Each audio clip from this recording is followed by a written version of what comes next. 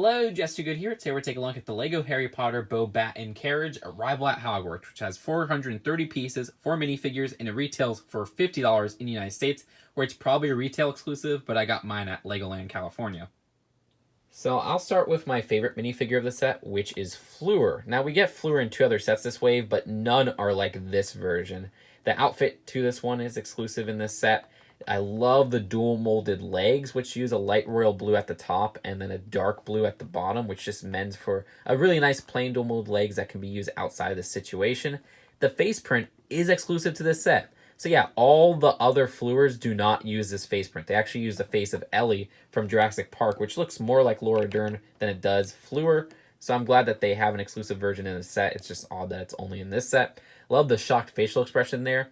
But by far the best part is also present with her sister, which is this amazing new hair hat combo.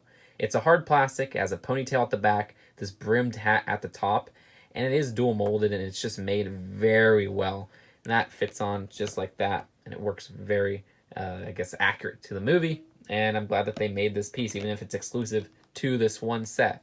I guess next year we might get it with more Goblet of Fire sets, but we'll have to wait and see. And this next minifigure, Gabrielle, gives away why I think there will be more LEGO Harry Potter and the Goblet of Fire sets next year. Because look at this. All right, looks normal, right? New face print, which is really cool. Same torso and hat as her sister, which is nice part usage. It's fine. Also, this new 1x2 letter, which is in the Advent calendar. But look at this. There's a little hint at more Goblet of Fire sets once you remove this hat right here. She has a sleeping face. And you may be like, okay, what does that mean? Well, remember the second challenge, the Mer People, where they have sleeping faces.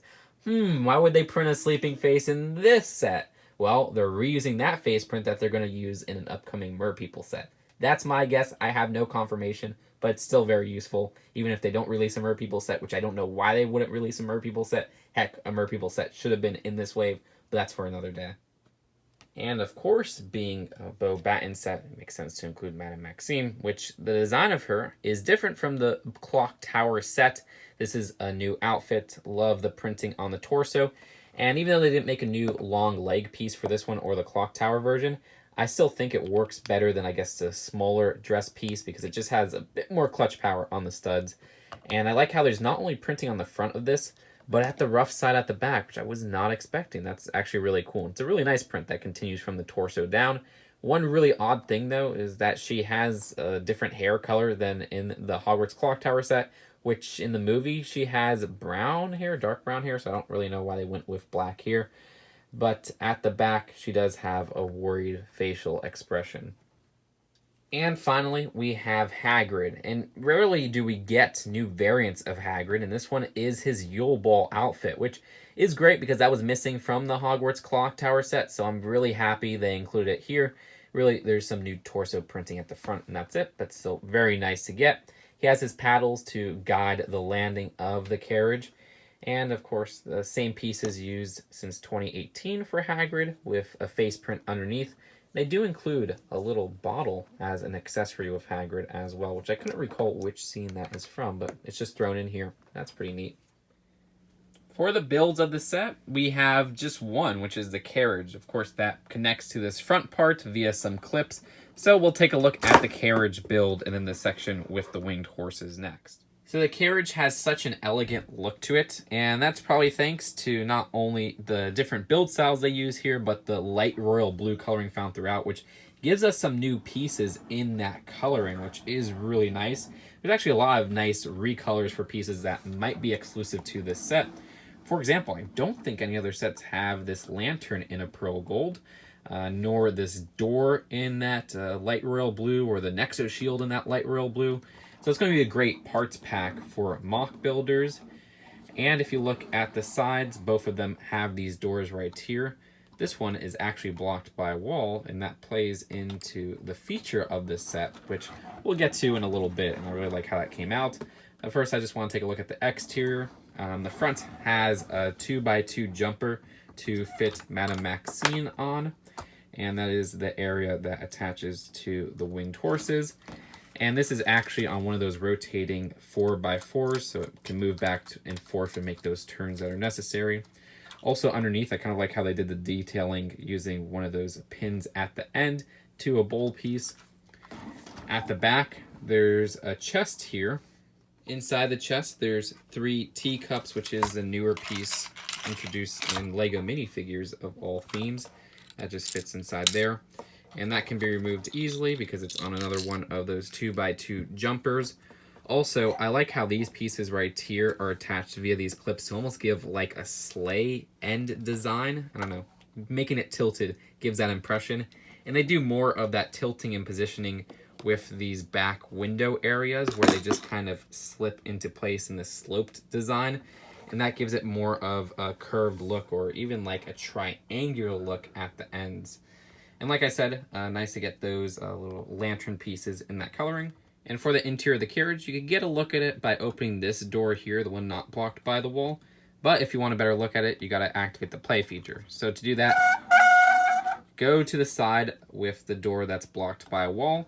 Remove this roof right here, which removes pretty easily at the top. It just kind of slides into place. And then lift up this part at the bottom. And the whole interior of the carriage expands. I really love how this came out as a play feature. You might have to reposition your figures just right after opening it because they're probably going to move around during the transition. And also this part at the bottom is loose, but there's 2 floors to this interior of the carriage. The bottom floor having that loose table there, which includes an extra teacup and also a teapot. I wish this was able to connect to the bottom plate right here, but it's not a big deal. And then the top floor has a nice design with some drawers. Nothing really inside the drawers, but of course you could probably put that letter that Gabrielle has. Some lights and not too much else, but there is some sitting room again if you want to put them at the top with these little tile parts. They'll probably slide back and forth, but still lots of nice room to fit minifigures. So you could fit about 4 to even maybe 5 here if you remove that table at the bottom. And when you're done playing with the interior, you can't have any of the minifigures in the top floor if you want to close it. But once you put the minifigures at that bottom floor, just push this back down. Voila, you got it back to normal. Put the ceiling at the top.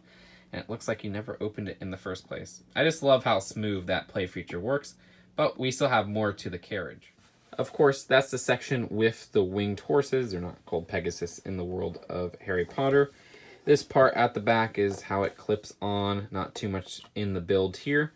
The winged horses included are actually really nice because you get this horse design, which hasn't appeared since like 2014-ish. I know it was in a lot of Lone Ranger sets. I think one other set in 2014 or so. I don't know. Maybe it was 2015.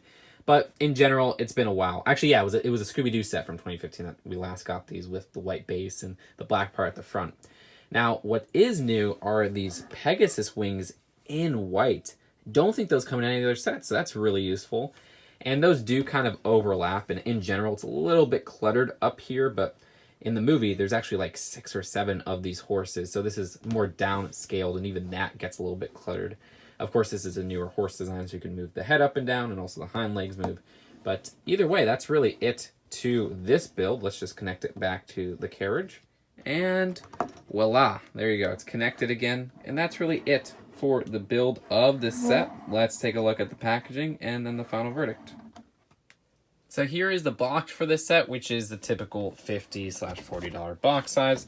At the back, it shows some of the play features. Fueling my suspicion that this was a 2020 set, this set has no ads for any of the 2019 sets. It's like they rushed this one out and they're like, oh crud, we couldn't add that at the end. Just kidding. 2020 sets probably have a different color for the Harry Potter logo, but still. So overall, I have to say, I actually really love this set now that I have it built. The design of it feels so elegant with that light royal blue. Yeah, I know the vehicle has a few seconds of screen time, but I just love that design and how it opens. That play feature works so well with the expansion.